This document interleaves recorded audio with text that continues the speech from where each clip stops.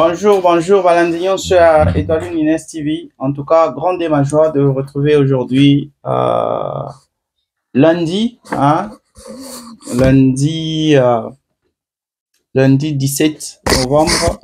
En tout cas, c'est un grand plaisir de vous retrouver encore une fois aujourd'hui avec beaucoup d'informations à vous passer. Et on va parler de Patrick Mouyaya avec ce fameux accord entre la RDC et les M23. Je vais parler de Martin Fayoulou, je vais parler, William Ngoma va plutôt nous parler, je vais vous passer des vidéos, je vais vous lire des choses. Donc, il y a beaucoup à parler aujourd'hui sur les décryptage politique. Je vous prie d'être patient avec moi, je vous prie de nous suivre jusqu'au bout pour ne rien rater. Donc, soyez là encore avec nous. Donnez-nous de la force, aimez les vidéos, hein, partagez pour que le décryptage politique soit suivi par beaucoup de gens, parce que si vous aimez, hein, si vous aimez ce qu'on fait, pourquoi ne pas nous encourager? Pourquoi ne pas faire que le décryptage politique soit suivi par tout le monde? Alors, c'est tout ce que vous pouvez faire, c'est tout ce que je vous demande de faire. Donc, encouragez-nous, aidez-nous à aller de l'avant, et aidez-nous à être parmi les émissions les plus suivies de la RDC, et pourquoi pas d'Afrique, hein, si vous aimez réellement ce qu'on fait. Alors, je vous passe la première information, c'est Kagame, encore une fois, qui a eu sur moi à dire par rapport à Félix Tshisekedi. Il a dit conclure une affaire avec lui, c'est presque mission impossible. Dans une déclaration directe et sans détour, le président rwandais Paul Kagame a critiqué ouvertement son homologue congolais, l'accusant de ne jamais tenir parole dans les accords conclus. Voici ce qu'il dit: avec lui, vous pouvez discuter, signer un accord, mais une fois sorti de la pièce, il nie tout. Il dira: je n'ai jamais dit ça, je mets quiconque au défi de prouver le contraire, a lancé Kagame. Donc, vous voyez, c'est pas la première fois que Kagame dit des choses pareilles par rapport à notre président. Vous allez vous rappeler après que ce dernier ait été voir Donald Trump pour traiter accord, pour parler accord, et même après avoir signé cet accord de principe entre le gouvernement congolais et Kigali, ce monsieur Kagame était venu faire un point de presse dans lequel il disait comment c'est pas lui qui est allé pleurnicher à Trump, demander à ce que Trump puisse venir intervenir, c'est pas lui qui a fait ça. Et d'ailleurs, il avait même dit des bêtises dans ce point de presse. Il avait dit si les Rwandais, les FDLR étaient toujours à l'est du pays, donc il va continuer à faire la guerre. Donc rien ne va changer. Donc il avait même osé dire ça. Donc c'est pas la première fois que ce dernier va manquer du respect à notre président. En tout cas, est-ce qu'il a raison? Donc vous allez vous-même juger par rapport à ce que le président dit et ce qu'il fait. Hein? On juge l'homme par ce que vous dites et ce que vous faites. Vous promettez et vous exécutez. Et c'est là qu'on comprend que c'est monsieur vraiment. Mais c'est notre président. Bon, je ne préfère pas commenter là-dessus. Yeah. C'est à vous de juger. Comme je l'ai dit, on a beaucoup de choses à parler. Je vous passe à Martin Fayoulou qui a fait une vidéo qui est en train aussi de son côté de critiquer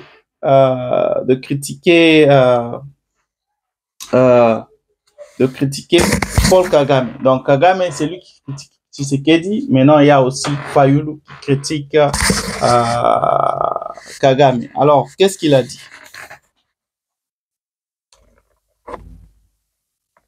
Je continue à me battre pour ce peuple.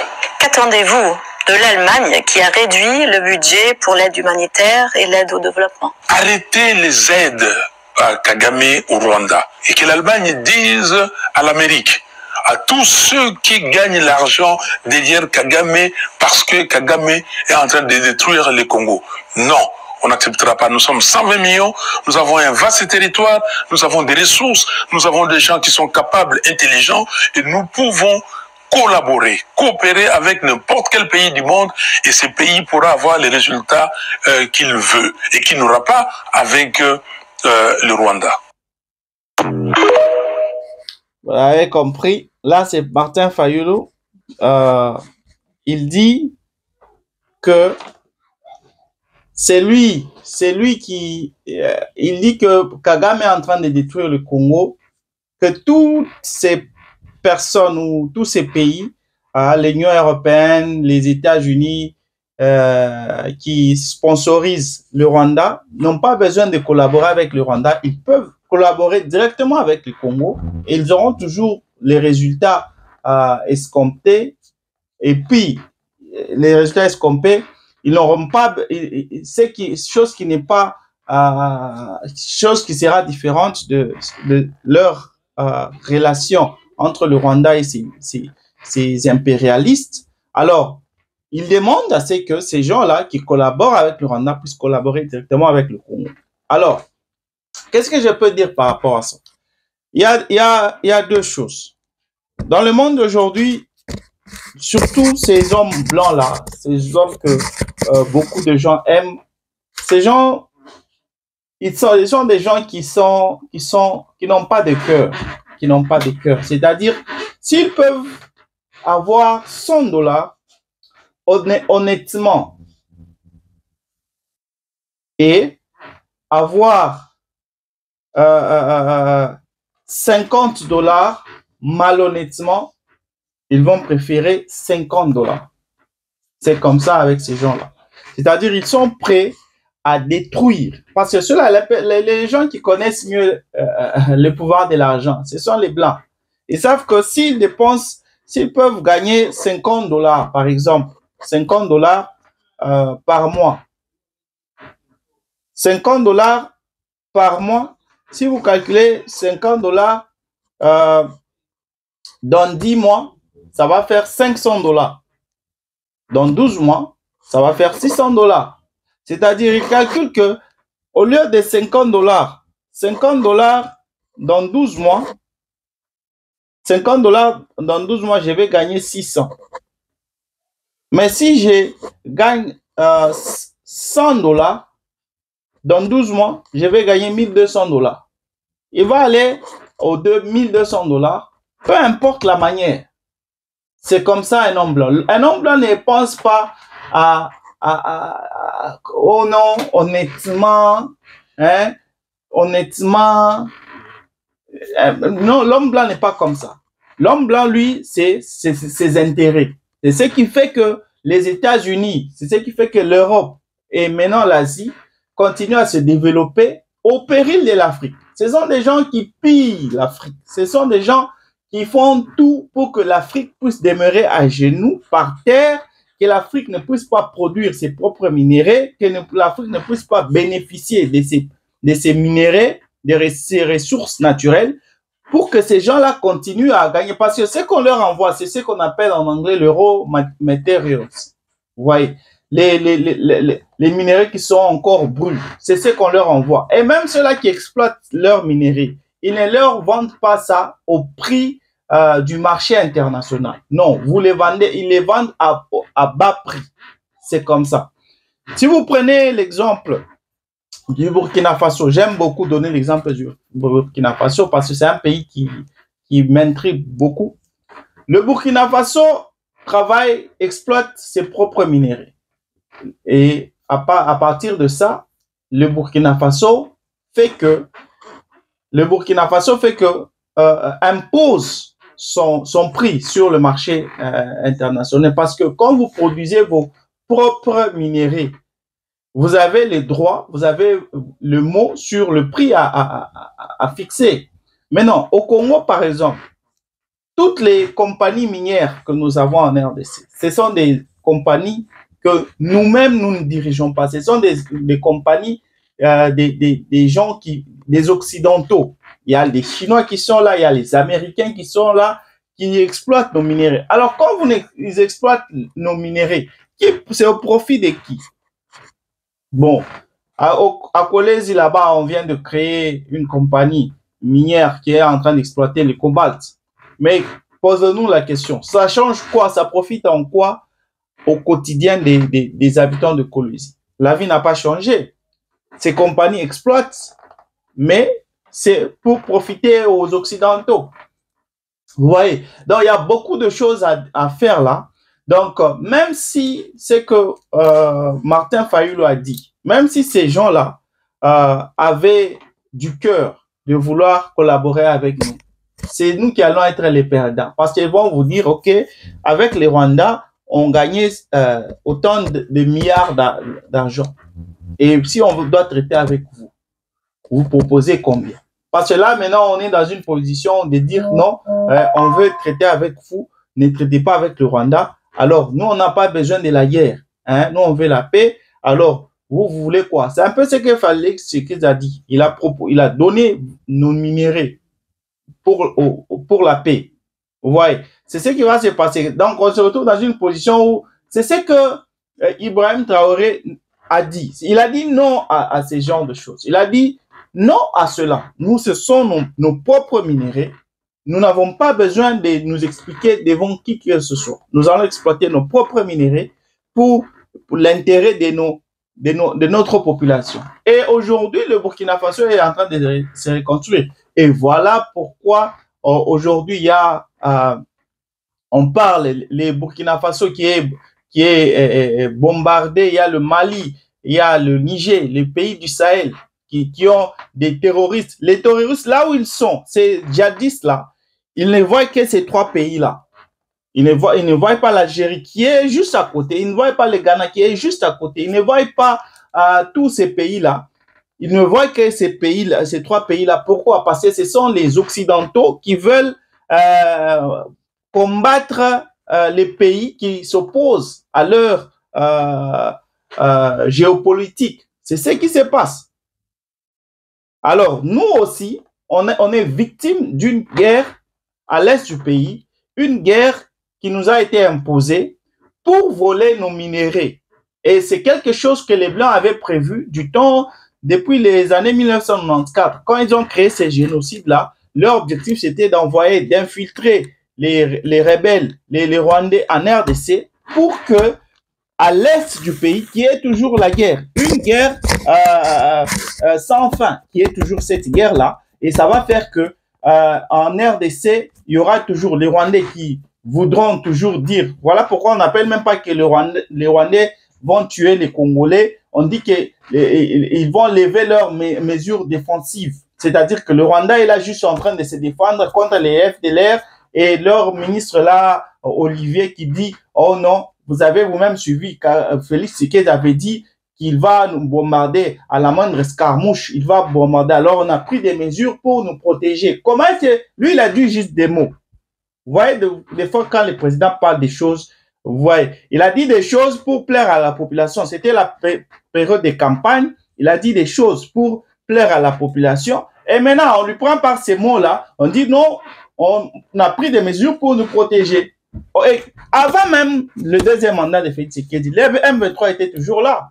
Les M23, les Rwandais ont toujours la population. Donc, on crée des narratives là pour défendre leur criminalité à l'est du pays. Le Rwanda, l'Ouganda et même le Kenya avec William Ruto, ils ont ce plan-là de créer l'empire. Hein. Ils veulent créer l'empire qu'on appelle Ima. C'est pas Ima. Laissez-moi un peu vérifier. Oui, c'est Ima. Ima Tutsi. Cet empire-là ils veulent prendre Kivu, associer Kivu au Rwanda et à l'Ouganda. Ils veulent prendre cette partie pour créer cet empire-là, Ima Kivu. L'Union européenne les États-Unis sont bénéficiaires et complices de ce qui se passe à l'Est parce qu'ils profitent des minéraux stratégiques que leur donne le Rwanda. Alors, ils ferment l'œil par rapport à cette stratégie-là, parce que la balkanisation, elle est déjà en marche. C'est ce qui se passe à l'est du pays. Au moment où je vous parle, les deux nord et sud Kivu sont occupés par les troupes rwandaises. Alors, dire que nous avons besoin que les personnes qui gèrent avec le Rwanda puissent arrêter de gérer avec les Rwandais, qui puissent traiter avec nous, les Européens se moquent de nous. Ils ne vont pas faire ça.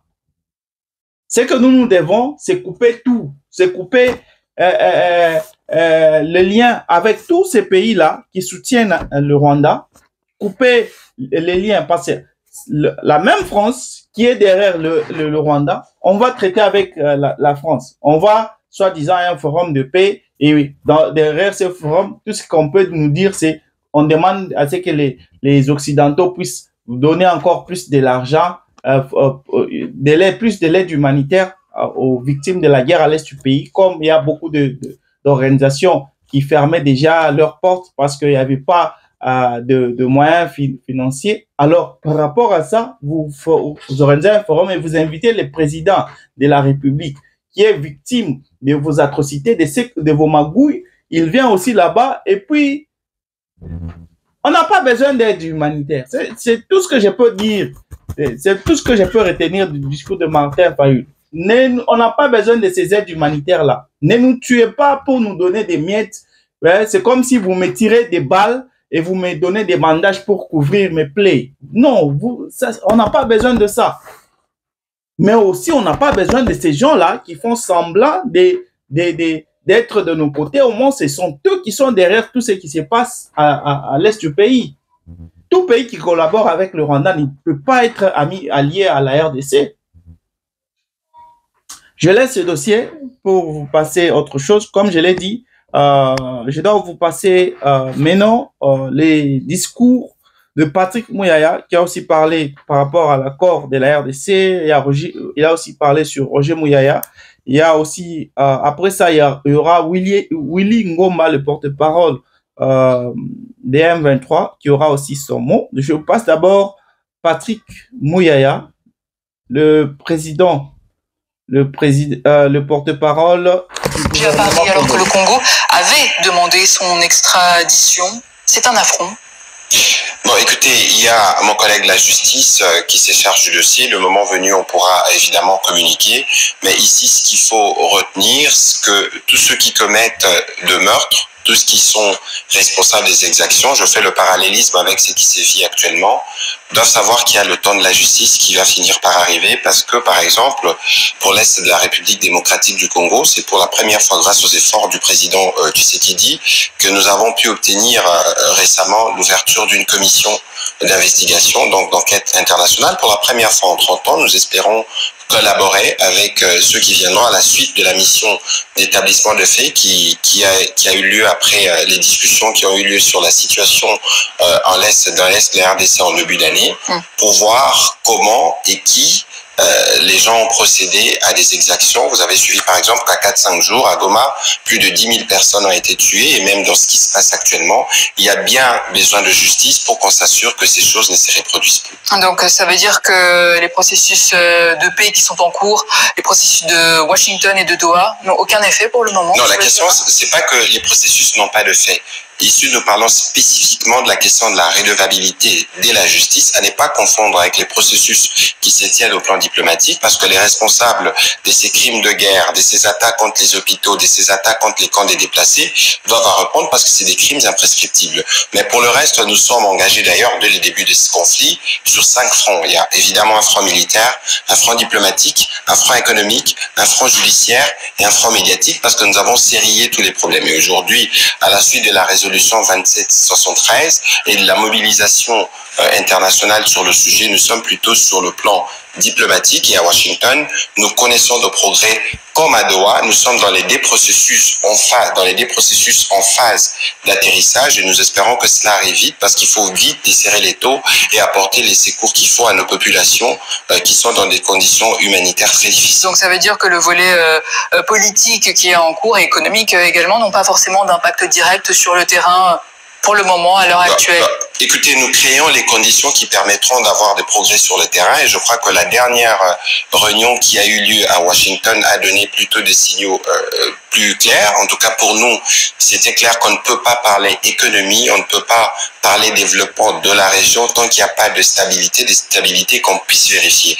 Dans les discussions de la semaine dernière, nous avons pu signer ce qu'on appelle le cadre d'intégration économique régionale plutôt paraphé en attendant les signatures de ministres des Affaires étrangères et plus tard des chefs d'État pour que, et là, on a rajouté une clause qui est bien claire, qu'on ne pourra procéder à la mise en œuvre de ces cadres que lorsqu'on aura satisfait à l'exigence prévue dans l'accord du 27 juin, à savoir le CONOPS. Donc, ça veut dire d'une part les traitements de la question des FDLR et d'autre part les retraits des mesures dites de défense du gouvernement rwandais qui en réalité c'est leurs troupes et les matériels qu'ils ont amenés en République démocratique du Congo. Alors justement, donc une avancée sur le papier, oui, mais sur le terrain, quand le ministre rwandais des Affaires étrangères déclare sur notre plateau par exemple que les forces congolaises bombardent les positions du M23 et les populations en violation du cessez-le-feu, que répondez-vous à cela? Bon, écoutez, d'abord je dois rappeler ici que nous sommes en phase d'atterrissage et que les dernières discussions à Washington, nous avons convenu,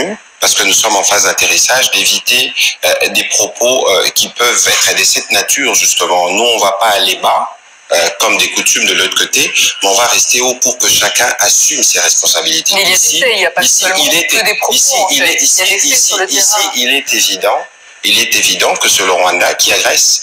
Ici, il est évident, je le disais tout à l'heure, qu'en 5 jours, près de 10 000 Congolais ont été tués à l'occasion de l'invasion des Goma. Et nous savons depuis, vous suivez quotidiennement la situation dans l'Est, qui tue, qui gouverne par crime. Je voudrais peut-être pas faire la litanie des crimes qui sont commis, mais ici, c'est qu'il faut savoir, il y a un pays qui en agresse un autre. Et nous, évidemment, nous sommes dans une posture de légitime défense pour toutes nos populations. Et donc, nous qui devons protéger nos populations à tout prix. Nous qui voulons qu'on desserre les taux pour que très rapidement nous puissions apporter l'appui humanitaire, on ne peut pas être responsable de ces bombardements. Et donc, il faut regarder du côté de celui qui nous accuse pour voir ce qui se passe sur le terrain et qui en est les responsables. Donc vous n'êtes pas responsable des bombardements Écoutez, ceux qui bombardent, ceux qui tuent sont ceux qui aujourd'hui sont les occupants et leurs supplétifs. Vous n'avez qu'à regarder. Vous renvoyez la balle en fait. La question, c'est pas de renvoyer la balle. La question, c'est que nous avons, nous, République démocratique du Congo, été agressés et c'est établi par tout le rapport. Même si du côté du Rwanda, c'est les seuls pays qui ne voient pas qu'il est agresseur. Mais si vous regardez pourquoi avons-nous signé alors cet accord à Washington s'ils avaient aucune responsabilité dans ce qui se passe en termes de troupes, des matériels et de tous ces crimes qui ont été commis. Ici, nous avons sérier tous les problèmes, justement. C'est pour ça que nous sommes à Washington. C'est pour ça que nous sommes à Doha. Aujourd'hui, tous les problèmes sont à table et ce qui est attendu du Rwanda, c'est qu'il fasse sa part de responsabilité, comme nous faisons la nôtre pour nous assurer que nous atteignons l'objectif de la paix que pourra consolider et c'est la paix qui entraînera l'ouverture à des opportunités. Alors, parmi les conditions et les engagements signés à Washington, il y a la neutralisation des FDLR. Mais visiblement, ils n'ont toujours pas déposé les armes. Que se passe-t-il? Écoutez, la question des FDLR, comme la question des réfugiés, comme la question du discours de haine, c'est des prétextes qui ont été utilisés par les Rwandais pour camoufler cette guerre économique. C'est la réalité. Et c'est bien pourquoi à Washington, c'est bien pourquoi à Washington, dans cet accord, c'est un accord qui règle principalement deux problèmes. La question de la sécurité avec notamment la question des FDLR et les désengagements de force et puis la question des conditions qui vont nous permettre de créer un espace de stabilité dans la région parce que c'est la volonté du président Tshisekedi de dynamiter l'économie dans cette partie du pays et partant dans toute l'Afrique. Ce que nous faisons, c'est que nous avons nos forces armées en communiqué. Il faut dire d'abord que les FDLR tuent les Congolais. Les Congolais sont les premières victimes. C'est pas seulement des Congolais qui sont tués, mais c'est toute exploitation illicite de nos forêts. Aujourd'hui, nous avons commencé dans les cas de ce que nous avons convenu dans les CONOPS, la sensibilisation dans les zones qui sont sous notre contrôle. Il faut savoir que le gros du dispositif, d'après la cartographie qui a été préparée par les états-majors, sont dans les parties sous occupation, et nous devons nous assurer de restaurer l'intégrité territoriale, et nous allons traiter cette menace parce que c'est d'abord une menace pour nos propres populations. Et plus tard, d'après l'esprit de l'accord, ils doivent retourner au Rwanda, c'est leur pays, ils doivent être en mesure d'être accueillis et de s'intégrer dans leur société pour laisser finalement le Congolais vivre en paix dans leur pays. Qu'en est-il de la réouverture de l'aéroport de Goma pour acheminer l'aide humanitaire? C'est ce qui avait été annoncé lors de la Paris, mais visiblement c'est quasi impossible au vu de la situation de sécuritaire. Non, la question c'est pas que c'est impossible. La question c'est que les équipes sont en train de travailler, et pour nous il était question de rappeler très rapidement que l'aéroport de Goma, l'ouverture de l'aéroport de Goma dépend du gouvernement de la République démocratique du Congo. Si cela ne dépendait pas du gouvernement, il aurait déjà été ouvert. Mais ici, nous voulons faire, parce que nous avons publié ce qu'on appelle en langage des techniciens un NOTAM, qui fait que les aéroports de Goma et de Bukavu ne peuvent plus être desservis en vol. Mais parce qu'il y a des besoins d'intervention humanitaire, et donc au niveau du gouvernement, nous travaillons étroitement avec les différentes organisations, il y a un mécanisme qui va être mis en place qui permettra d'autoriser un certain nombre de vols.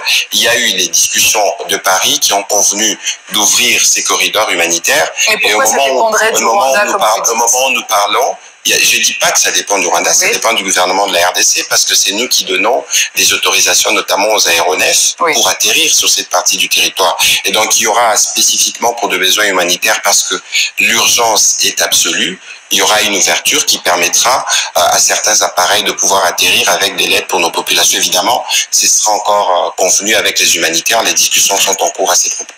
Sur le retour des réfugiés congolais qui ont fui la guerre vers le Rwanda, pourquoi leur refuser le retour? Alors, que ce soit sur la question de réfugiés congolais qui sont au Rwanda, que ce soit sur la question du discours de haine qui est un prétexte recyclé, parce qu'en réalité, c'est les discours du Rwanda qui stigmatisent nos communautés. Vous savez que la RDC, c'est plus de 100 millions d'habitants, c'est plus de 450 ethnies. Nous vivons en harmonie. Être en harmonie ne veut pas dire qu'il y a toujours des conflits, mais ce n'est pas acceptable qu'un État voisin se présente comme un protecteur d'une communauté dans un autre pays. C'est déjà ça, la stigmatisation. Pour le reste, le président de la République, comme nous tous au niveau du gouvernement, nous nous assurons qu'il n'y ait pas des discours de stigmatisation ni contre une quelconque communauté. Nous voyons monter plutôt en flèche du côté de la partie occupée par le rebelle des discours hostiles, par exemple, au Baluba, qui font des appels qui ne sont pas de nature à cimenter l'unité nationale, mais nous savons ce que c'est et pourquoi ils le font. Mais nous, comme gouvernement, nous nous assurons de faire notre part pour que le Congolais, dans leur diversité, nous puissions vivre ensemble. Sur la question de réfugiés, c'était un des prétextes, mais que nous avons vidé, parce qu'aujourd'hui, que ce soit la partie rwandaise, la partie congolaise autour du HCR, les problématiques ont été sériées, les listes ont été établies, et nous attendons le moment venu, le retour de la paix, parce que la base du retour de réfugiés, c'est une base volontaire. Vous n'allez pas demander à ceux qui sont partis pour des raisons de guerre de revenir dans une région qui est encore sous de bombardements. Mais vous ne doutez pas qu'ils soient congolais? Bon, écoutez, nous, on n'a jamais douté de la nationalité des uns des autres, dans la mesure où, dans les cadres des lignes qui ont été tracées, notamment avec les HCR, nous aurons la possibilité de traiter de cas de ceux qui doivent revenir. Et donc, en ce moment-là, tout sera établi. Nous n'avons jamais été dans une posture d'exclusion d'une quelconque communauté que ce soit. Au moment où je vous parle, au niveau du gouvernement, au niveau de l'armée, au niveau de la police, la communauté Banyamulenge est bien représentée, comme la plupart des communautés congolaises. Nous vivons en harmonie, et donc il est hors de question pour un pays de continuer à surfer sur ces prétextes-là. Donc il ne s'agit pas de la théorie du bon remplacement soulevée par le président Tshisekedi. Que ce soit, non, écoutez, nous savons que dans ce qui se passe sous des zones sous occupation, il y a des choses qui sont inacceptables. Premièrement, lorsqu'ils arrivent, d'abord, ils détruisent tout ce qu'il y a comme document au niveau foncier, ils réattribuent des terres. Nous avons lu des rapports. Mon collègue de l'Intérieur, notamment, nous a fait plusieurs fois les points des populations qui reviennent. Ces populations-là, c'est pas des populations réfugiées, des populations qui viennent dans un cadre où on détruit tout ce qui est acte foncier. Ça veut dire qu'il y a une volonté d'expropriation, d'occupation des terres. C'est pour ça qu'au niveau du gouvernement, on travaille sur une ordonnance qui va déclarer de nuls et des nuls effets tout ce qui est produit actuellement, tous les actes qui sont posés par ceux qui occupent illicitement cette partie du territoire. C'est pour ça que nous voulons vite aboutir dans les cadres du processus de Washington et de Doha pour que rapidement nous puissions nous atteler à des questions prioritaires qui sont celles du retour de la paix, de l'amélioration de conditions humanitaires de notre population. On va parler sur le plan politique. Regardez ces images dans l'est de la RDC, toutes les confessions religieuses, la société civile, les mouvements citoyens du Sud Kivu et les membres de la diaspora ont lancé ce mardi la campagne citoyenne pour la paix. Justement, ils appellent au dialogue, tout comme certains opposants à Kinshasa. On écoute à ce propos Kabound. Nous sommes convaincus que ça fait partie de la stratégie de Tshisekedi et de ses amis aujourd'hui, de laisser la situation pourrir, ne pas trouver des solutions rapidement afin de justifier la non-tenue des élections en 2028. Patrick Mouyaya, est-ce que le président Tshisekedi est en train de laisser pourrir la situation en vue de 2028 Mais c'est totalement faux. Dans ce que je vous disais tout à l'heure, nous sommes plus que déterminés à faire aboutir d'abord les deux processus. Je vous ai dit que nous avions une urgence humanitaire et il faut savoir que le président de la République a toujours été un homme de paix. Je ne voudrais pas rappeler ce qu'il a fait en 2019, entre autres en facilitant la réconciliation entre le président Kagame et le président Museveni. Je crois que beaucoup oublient ces chapitres de l'histoire. Et donc aujourd'hui, les présidents, c'est lui qui avait y compris lancé un appel à tous ceux qui veulent venir comme lui défendre la patrie. Parce qu'il s'agit de la patrie d'abord, mais il faut qu'on évolue de manière ordonnée, structurée. Pour nous, l'origine première de cette guerre, de cette crise que nous connaissons, est sécuritaire. Elle est due à l'agression du Rwanda. Et là, aujourd'hui, nous sommes en train, je vais y arriver, nous sommes en train d'atterrir à Washington comme à Doha, et à l'issue de ces processus qui vont nous permettre de traiter la question principale, qui est la crise sécuritaire déclenchée par l'agression rwandaise, nous allons nous occuper du dialogue interne. Et il ne faut pas oublier, le dialogue en interne arrivera plus tard. Il faut d'abord qu'on soit en mesure de régler les problèmes liés à l'origine sécuritaire de la crise. C'est ce que nous sommes en passe de finaliser. Le président de la République lui-même, qui avait reçu l'initiative des prêtres au départ et d'autres confessions religieuses, a déjà dit sa disponibilité. Il a reçu l'honorable Fayulu, encore l'honorable Mouzito, pour montrer qu'il est disposé à aller vers la paix. Et c'est ça qui importe plus que tout. Et je vais terminer en disant que la guerre que nous faisons actuellement, c'est pas une guerre qui est celle du président de la République, mais c'est une guerre qui est faite à tous les Congolais. Et les Congolais devraient se mobiliser. Je rappelle que vous êtes ministre congolais de la communication et porte-parole du gouvernement. Voilà, on a tous suivi cette interview du porte-parole du gouvernement congolais, Monsieur Patrick Mouyaya. C'était clair. En tout cas, je ne vais pas faire des commentaires là-dessus. Je vais vous revenir demain avec beaucoup d'explications. J'allais vous passer William Ngoma, le porte-parole des M23, mais je trouve que je vais vous revenir demain parce que je dois vous passer, on doit parler de cet accord de cadre qui a été signé entre l'AFC et les M23. De quoi il est question? Je vais vous parler de ça. Demain, en tout cas, soyez prêts, je vais vous parler de tout ça. Demain, je vais vous balancer beaucoup de vidéos pour expliquer un peu tout ce qui se passe. Comme vous le savez, sur décryptage politique, on ne dit pas des choses qui viennent de nulle part. On vient avec les preuves, vous écoutez vous-même avant que nous-mêmes, nous puissions faire notre analyse. Mesdames et messieurs, c'était décryptage politique avec votre frère Francis. Merci pour votre fidélité et merci d'avoir été des nôtres. Je vous retrouve demain avec la même force, la même énergie. Bye.